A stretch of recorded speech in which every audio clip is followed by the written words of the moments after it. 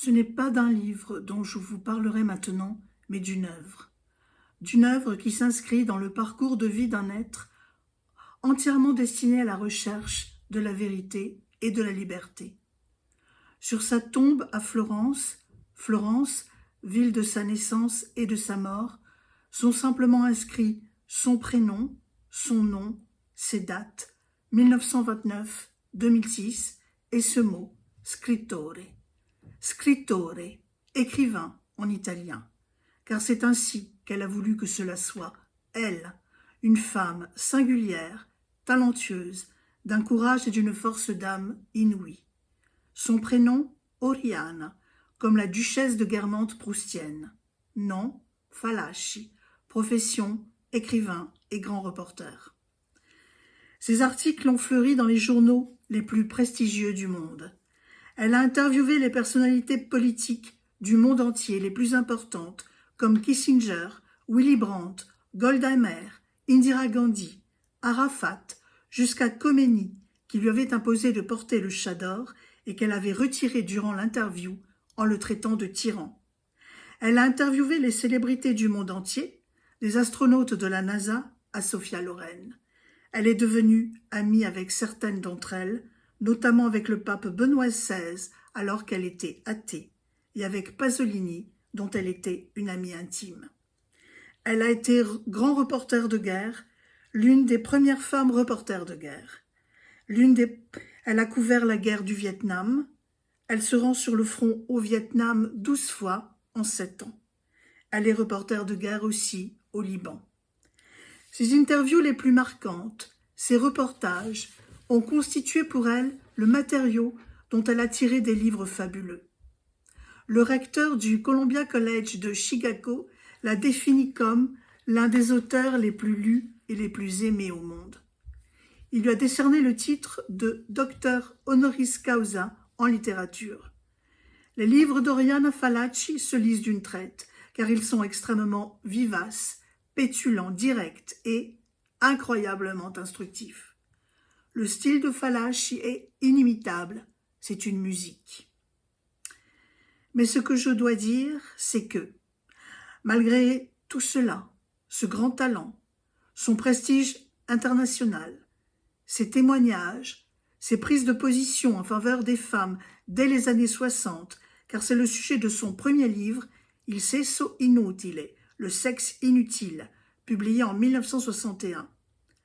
Vous ne trouvez que très peu de ce livre en français, alors qu'elle est traduite en plusieurs langues. La raison de cette occultation d'Oriana Fallaci, ce drap pudique français jeté sur une œuvre qui pourrait nourrir la pensée et la fantaisie de milliers de jeunes et de moins jeunes, fait partie intégrante du malaise dans la culture française. C'est pourquoi j'en appelle à la mémoire de cette femme passionnée et passionnante, ardente, alliant, comme elle le préconisait, la force de la raison et l'élan de l'émotion. J'en appelle à sa mémoire, non seulement pour documenter ce malaise, mais aussi et surtout, car c'est là l'essentiel, pour y apporter à ma petite échelle un commencement de remède. Petite échelle.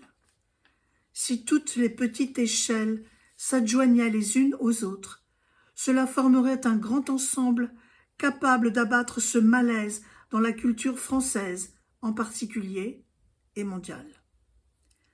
La petitesse de taille ou d'âge fait parfois très bon ménage avec le courage, et cela a été le cas d'Oriana Fallaci.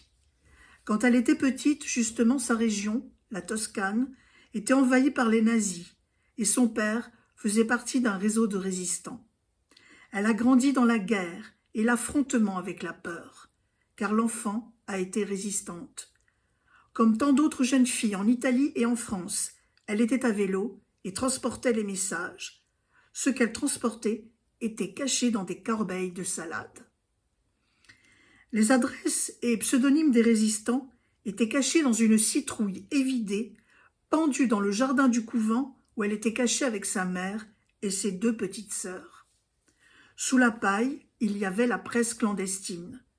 Un jour, elles ont été encerclées par les fascistes et les Allemands. Sous leurs yeux, Elle est arrivée à apporter à la maison le matériel et à le brûler. Et elle a mangé toutes les feuilles cachées dans la citrouille. Elle fut ensuite grondée, car à la Libération, ils ont eu du mal à retrouver les adresses pour regrouper les partisans Présistel avec son humour et sa malice habituelle. Elle a vu son père en prison sans le reconnaître, tant il avait été battu et torturé, lui qui l'empêchait de pleurer. Ces années de guerre durant son adolescence, c'est-à-dire les années de formation d'un adulte, lui ont appris l'essentiel de ce qui allait constituer les fondations de sa destinée et les piliers de son éthique personnelle. Affronter la peur, avoir comme vertu primordiale le courage et le travail, le combat pour la liberté, pour la dignité humaine et pour la culture. Elle, qui a connu l'imbécilité de l'école fasciste, a proféré ensuite cette définition radicale du fascisme, le désignant comme le premier ennemi de la culture. Oriana Fallaci a connu le fascisme, l'a affronté, l'a combattu. Cela va avoir sur sa pensée, sur sa façon de voir et de sentir le monde, une incidence capitale. Elle a compris qu'il fallait à tout prix se battre sans relâche pour la vérité et la liberté. Ceci, comme on va le voir, va exulter dans les dernières années de sa vie. Cela a fermenté dans son tempérament fort, dans son intelligence vive, et lui a procuré une lucidité folle dont nous ne pouvons pas faire l'économie aujourd'hui. Je le répète, cette femme sait ce dont elle parle quand elle emploie le mot de fascisme. Eh bien, elle a été justement l'une des premières à dénoncer le nouveau fascisme qui menace le monde. Et c'est précisément pour cette raison, je regrette de devoir le dire, mais c'est la vérité, c'est précisément pour cette raison qu'on trouve si peu de livres traduits en français, ou alors avec beaucoup de mal et d'occasion. Pourquoi ? Pourquoi, alors que son livre « La rabbia e l'orgoglio », La rage et l'orgueil, a remporté un grand succès dès sa sortie en 2002 dans plusieurs pays du monde, pourquoi ce livre a-t-il failli être interdit en France ? Plusieurs associations dites antiracistes et pour la liberté ont tout fait pour l'interdire. Mais un certain Gilles William Goldanel, avocat tout jeune encore, a pris sa défense et le livre a pu paraître. Mais aujourd'hui, le livre La rage et l'orgueil est épuisé et n'est pas réédité, ce qui, doit-on le préciser, est un acte de censure. Depuis plusieurs années, elle ne pouvait plus supporter de voir l'état de son pays prendre un visage mauvais, voir ses beautés salies, abîmées. Car il faut bien songer que c'est une Italienne, peuple des plus esthètes, et une Florentine de surcroît, Florence, ville de la beauté artistique par excellence. Et elle s'était pour ainsi dire exilée à New York. Au bout d'une carrière bien remplie, prestigieuse, elle en était venue à son amour d'enfant un peu contrarié, écrire un roman. Elle en avait déjà écrit un sur la guerre au Liban, mais là, elle voulait écrire sa grande saga familiale. Livre posthume et inachevé, car elle fut foudroyée par la maladie. Mais avant d'être définitivement interrompue par la mort, l'écriture de ce beau roman a été interrompue par l'un des symptômes les plus horribles de la maladie de l'Occident, survenue en septembre 2001. Oriana Fallaci était dans son appartement new-yorkais, en train d'écrire, quand elle a entendu des clameurs et senti une odeur folle. Elle n'était qu'à quelques pâtés de maison des tours jumelles, attaquées par les terroristes islamistes qui ont ainsi causé tant de morts. Toute sa douleur contenue, qui l'assaillait déjà et qui l'avait fait partir aux États-Unis, s'est alors réveillée et a redoublé de violence. Un article lui a été demandé et cela a donné naissance à son livre « La rage et l'orgueil ». Là, elle relate toutes les vicissitudes que l'islamisme fait peser sur le monde civilisé, non seulement par la terreur, mais aussi et surtout, dit-elle, par la simple invasion des pays d'Europe. Le fascisme, Elle le connaît depuis son enfance, elle a mis sa vie en danger pour le combattre, et elle le reconnaît maintenant, dans sa nouvelle version, l'islamisme, qu'elle combat de toutes ses forces lors des dernières années de sa vie, alors qu'elle est très malade. Le fascisme de l'islam qui se donne pour tâche d'envahir le monde, d'imposer ses lois et son règne de mort. Après La rage et l'orgueil, elle a écrit ensuite 12 autres livres pour compléter sa réflexion à ce sujet. Elle se disait athée chrétienne, amoureuse de la liberté et de la vérité.